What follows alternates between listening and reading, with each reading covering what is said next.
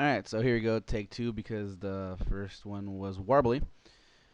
But anyways, before we get to start it off, I'd like to give a shout out to a couple players that helped me in my domination matches. They're real great players. They go for the objective.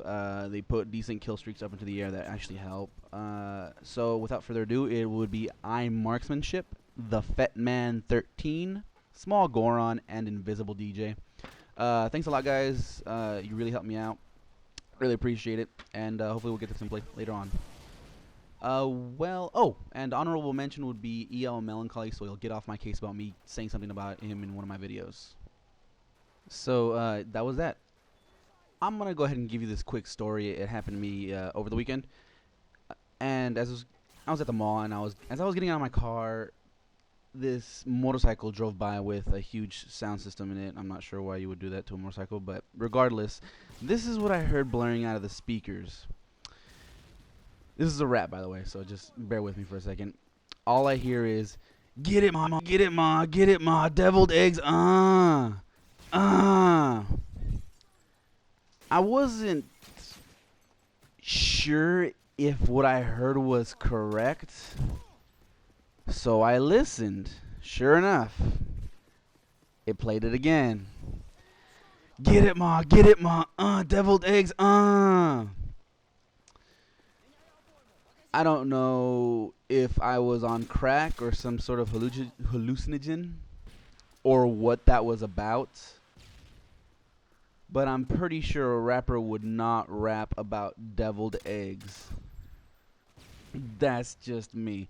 Maybe he did rap about deviled eggs, and if so, I would like to know what song that was, because that's just ridiculous in such an awesome way. But that was it. I thought I'd share that to you because that cracked me up all day and some today this morning. So there you go. Deviled eggs, uh. But anyways, we had a request from a viewer of mine, which is kind of cool because I could say that. Eric J9, he wanted me to talk about if there was going to be another world war. If so, and why.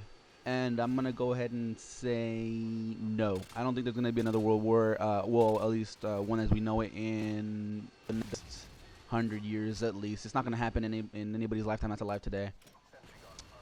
Reason being is that all the countries are pretty much financially intertwined now. What hasn't been made in another country that's being used in another country? We have so much export, import that disrupting that would, just pretty much throw everything off kilter. It's not like it was back in, in 1914 when the First World War happened, or not 1930s when World War II happened, right? 30s? Should know that, right? 1930s, or is it 1940s?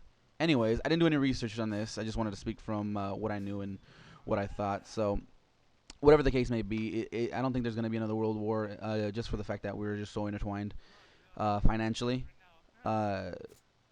Just so much mediums to be able to cross connect our cultures and our countries that there really isn't a reason or purpose for us to go to war, especially not at that scale anymore. I think humanity has evolved technologically so far that to cause just so much destruction. I'm talking about nukes, obviously.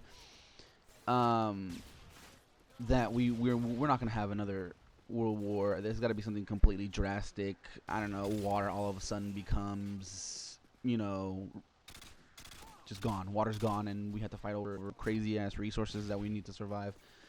I'm not talking about an iPhone or electricity. I'm talking about basic foodstuffs. And I don't think there's going to be any kind of terrorist attack like it showed in a couple of video games that I've seen, like Battlefield Bad Company 2. I don't think there's going to be any rogue military faction or a military faction that takes over a huge country like it did in Modern Warfare 2.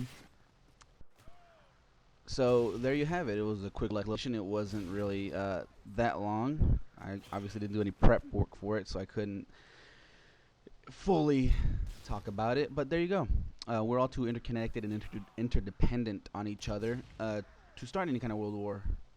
Obviously, we're even trading with China, which is pretty crazy. Thanks, Reagan. Was it Reagan or Nixon? Nixon or Reagan? They opened up relations with China, right? Or was it Kennedy? I don't know. A president opened relations. There you go. That's a fact right there. So, wow, I got 5 minutes and 15 seconds. Oh, check out this airstrike. It's ridiculous. The guy gets. Oh no, I'm already passed. Ha! I didn't die on that one. Well, okay, so I'm gonna just go ahead and go to fall to my backup plan, which is talking about how I circumnavigated the world on $400. I'm obviously not gonna go into it now. It's gonna be two, maybe a three-parter, since I got about 2 minutes left to talk. This all happened straight out of high school. I went to a couple semesters of junior college. I figured I was wasting my time because I spent more time in the arcade at the school than in class. So I decided, I saved some money from my job. I'm just gonna drive and I'm gonna keep going. So I bought myself a bunky old car. I'm talking about bunky. It was 250, no AC, no power windows, no nothing. I mean, I'm talking about bare bones. The thing drove and that was it. It got, I don't know what kind of gas mileage it got. Usually, sometimes it got 30 miles a gallon. Sometimes it got 2 miles a gallon. No joke. This thing was just demolished. So anyways, I don't even know what kind of car it was. I can't even remember, damn it.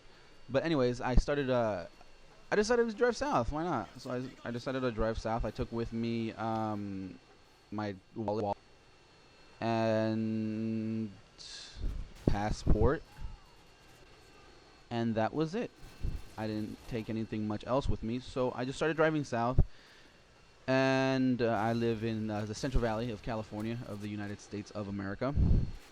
And so I started driving south, and I didn't really have any plans on where I was going or what I was doing, so I just kept going south.